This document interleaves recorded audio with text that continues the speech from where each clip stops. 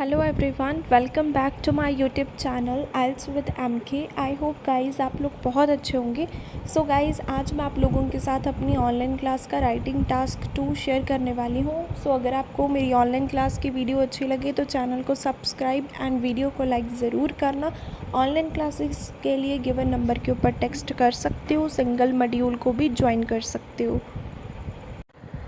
So guys, ये वाला question था जो कि 29 जुलाई को फाइनल एग्ज़ाम में आया था, ठीक है। और काफ़ी ज़्यादा स्टूडेंट्स को इसमें प्रॉब्लम आई है।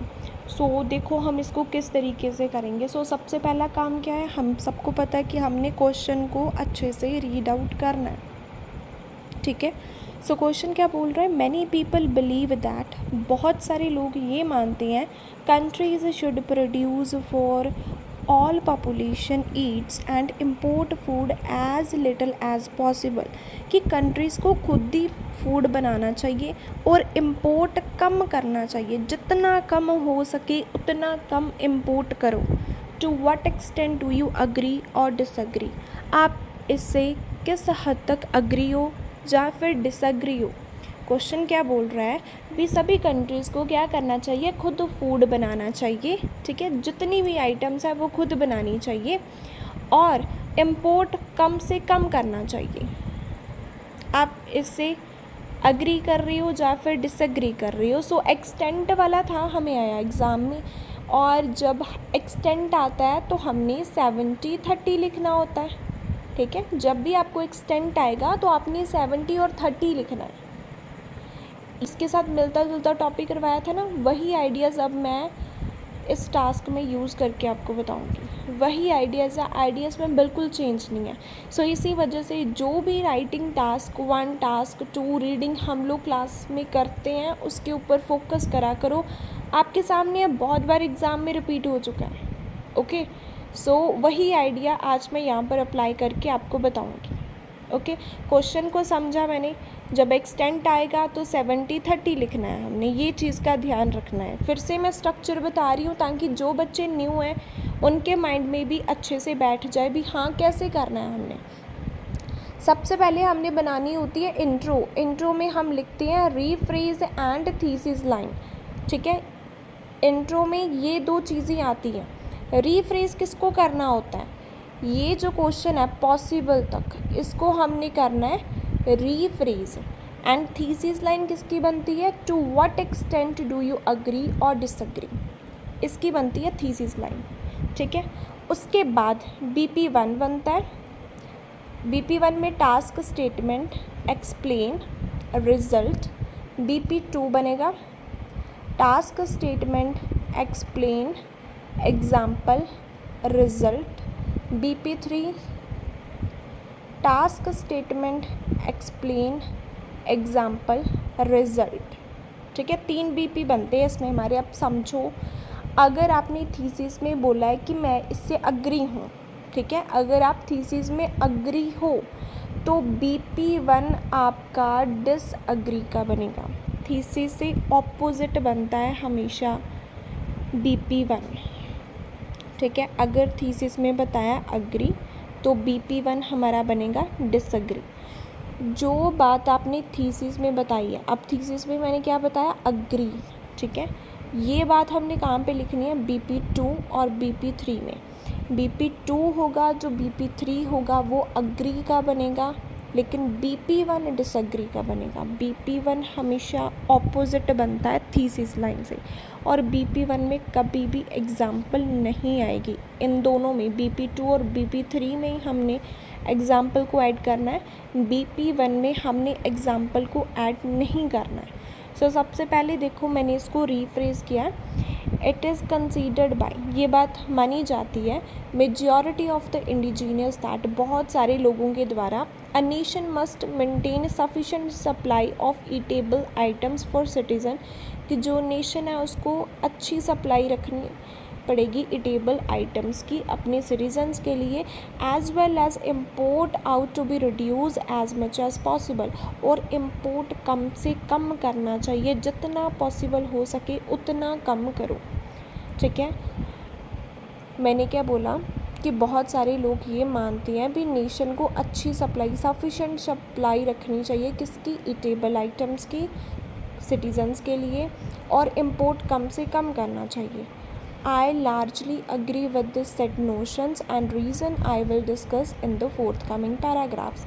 कि मैं इससे अग्री हूँ और रीजंस आने वाले पैराग्राफ्स में हम डिस्कस करेंगे। अब आपकी मर्जी है, आप यहाँ पर भी रीजंस बता सकते हो थीसिस में भी।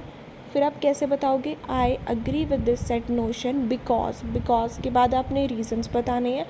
अगर आप नहीं बताना चाहते तो आप इस तरीके से भी जो थीसिस लाइन है उसको लिख सकते हो भी, मैं इससे अग्री हूँ। जो रीजंस हैं वो अपकमिंग पैराग्राफ्स में हम डिफ़ाइन करेंगे। अब थीसिस में हम क्या है, अग्री। थीसिस में हम क्या है, अग्री हैं, तो BP1 हमारा बनेगा डिसअग्री का। सो देखो यहाँ पे अग्री था और BP1 हमारा डिसअग्री का बना। टू कमेंस विद डिसअग्रीमेंट से शुरू करते हैं। Some nations have to import food owing to dearth of proper weather. कुछ जो कंट्रीज़ हैं उनको फूड इम्पोर्ट करना पड़ता है क्योंकि वहाँ पे अच्छा वेदर नहीं है। डर्थ ऑफ प्रॉपर वेदर, वहाँ पे अच्छा वेदर नहीं है। एंड जियोग्राफिकल लोकेशन, सो मैंने क्या बोला, अभी कुछ लोगों को है वो करना पड़ता है फूड इंपोर्ट क्योंकि वहाँ पे लोकेशन अच्छी नहीं है, वहाँ पे जो फूड है, क्रॉप है, वो ग्रो ही नहीं होता है क्योंकि वहाँ का वेदर अच्छा नहीं है, जियोग्राफिकल लोकेशन वहाँ की अच्छी नहीं है, तो उनको इम्पोर्ट करना चाहिए। एक्सप्लेन कर देखो मैंने इसको कैसे किया, to explain it, countries should buy food as agriculture is rely on numerous factors. So मैंने क्या बोला भी, जो कंट्रीज़ हैं उनको फूड ख़रीदना चाहिए क्योंकि जो एग्रीकल्चर है वो न्यूमरस बहुत सारे फैक्टर्स के ऊपर डिपेंड होता है। Along with each crops needs an ideal climate and soil for their growth. हर एक प्लांट को अलग टाइप का वेदर चाहिए, अलग टाइप की सॉइल चाहिए, but these factors are not available in one country. लेकिन एक कंट्री में ये सारी फैसिलिटीज़ हैं वो नहीं मिलती। जैसे वीट के लिए डिफरेंट वेदर होता है, ठीक है, और क्रॉप्स जैसे टी के लिए वो डिफरेंट वेदर होगा। सो वही चीज़ मैंने बताई है अभी, हर एक क्रॉप के लिए एक डिफरेंट वेदर होता है। सो इसी वजह से क्या है, लोगों को इम्पोर्ट करवानी चाहिए चीज़ें ताकि उनके जो सिटीजन्स हैं वो उनको एंजॉय कर सकें। Therefore a country should depend on other nation for food commodities. So जो कंट्रीज़ हैं उनको डिपेंड रहना पड़ेगा दूसरी कंट्रीज़ के ऊपर फूड सप्लाई के लिए क्योंकि उनकी कंट्रीज़ में हर टाइप का क्रॉप है वो नहीं उगाया जा सकता क्योंकि हर एक टाइप का जो क्रॉप होता है उसको डिफरेंट क्लाइमेट एंड सॉइल की ज़रूरत होती है और वो एक कंट्री में पॉसिबल नहीं है। सो दैट्स वाई इम्पोर्टिंग तो होनी चाहिए। BP2 में मैंने बात करनी है भी, इम्पोर्टिंग नहीं होनी चाहिए। सो देखो, मूविंग टुवर्ड्स अग्रीमेंट की तरफ मूव करते हैं। Why countries had better import less items, भी क्यों कंट्रीज़ को लेस इम्पोर्ट करना चाहिए। द पैरामाउंट वन, जो मेन रीज़न है इसके पीछे, इट में डिमिनिश जॉबलेस पीपल रेशियो। अगर वो कम इंपोर्ट करते हैं सो इससे अनएम्प्लॉयमेंट ख़त्म होगी। अब मैंने ये चीज़ बतानी है भी, इंपोर्ट कम करने से अनएम्प्लॉयमेंट कैसे ख़त्म होगी।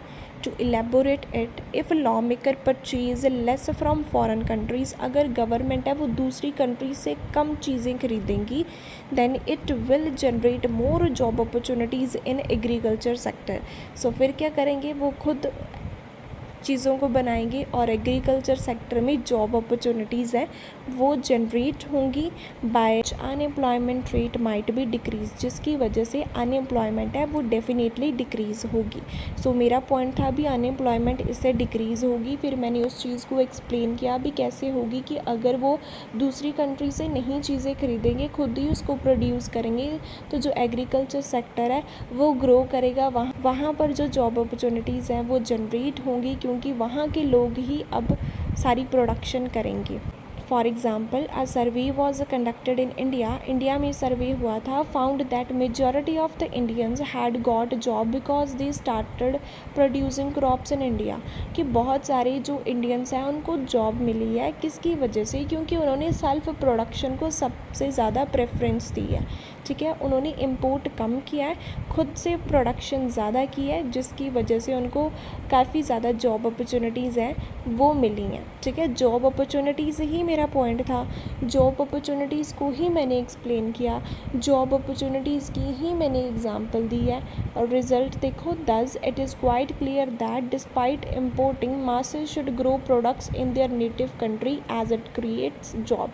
सो मैंने क्या बोला, इम्पोर्ट करने की बजाय जो लोग हैं उनको प्रोडक्ट्स अपनी कंट्री में ग्रो करने चाहिए, क्योंकि इससे जॉब क्रिएट होती है, ठीक है। सो देखो, एक चीज़ आपने देखी, टास्क स्टेटमेंट में भी जॉब की बात थी, भी जॉब मिलती है, एक्सप्लेन में भी जॉब की बात की है, एग्जाम्पल में भी जॉब की बात की है, और रिज़ल्ट में भी जॉब की बात की है, ठीक है। सिर्फ एक पॉइंट है, उसको अच्छे से मैंने एक्सप्लेन कर दिया।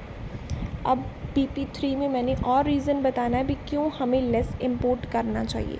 फर्दर स्ट्रेंथनिंग द व्यूज़, अपने व्यूज़ को आगे हम लोग एक्सप्लेन करते हैं।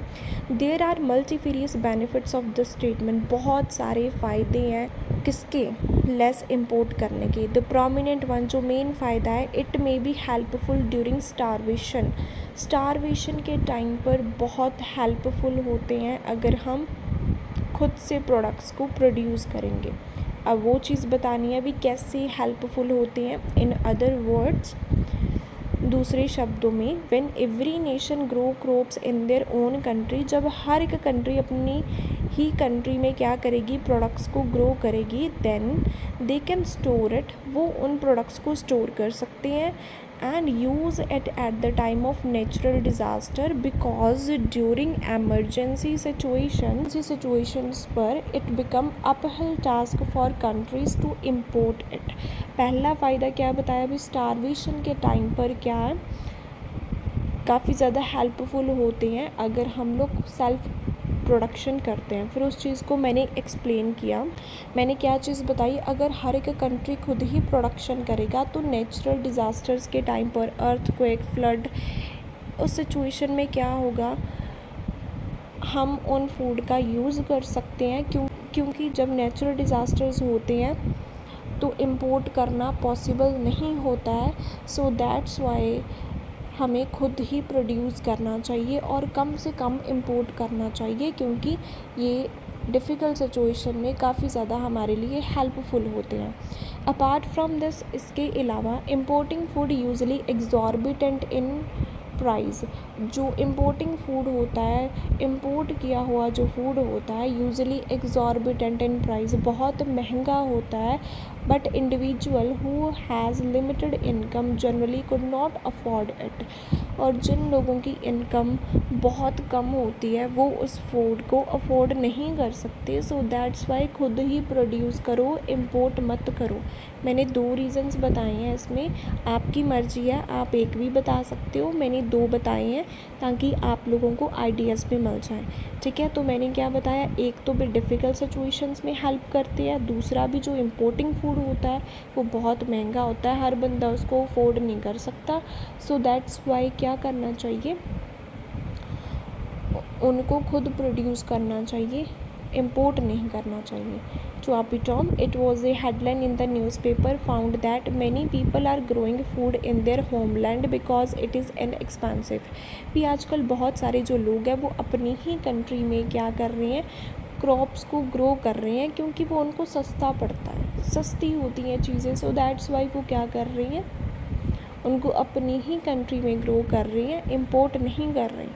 Hence it will be helpful for people during arduous time. So ये काफ़ी ज़्यादा हेल्पफुल होता है लोगों के लिए डिफ़िकल्ट टाइम पर, ठीक है। जब डिफ़िकल्ट सिचुएशन आती है तो सेल्फ प्रोडक्शन ही काम आती है। To conclude it, although countries should import food and feed their inhabitants, so मैंने क्या बोला भी, उनको इम्पोर्ट करना चाहिए फूड और अपने जो लोग हैं, सिटीजन्स हैं, उनको फूड देना चाहिए। बट आई बिलीव दैट, लेकिन मुझे ये चीज़ लगती है, self production will assist not only in hard time but also escalate job. लेकिन मुझे ये चीज़ लगती है भी, अगर वो खुद प्रोड्यूस करेंगे जब हार्ड टाइम होगा तब भी उनकी हेल्प करेगा, और सेल्फ प्रोडक्शन से जॉब्स भी एस्केलेट होती हैं, जॉब्स भी जनरेट हैं वो होती हैं। सिंपल वर्ड्स में बताऊँ, ऑल्दो के बाद मैंने BP1 का पॉइंट लिखा है, इस कॉमा के बाद मैंने BP2 एंड BP3 का पॉइंट है सिर्फ उसको मेंशन किया है।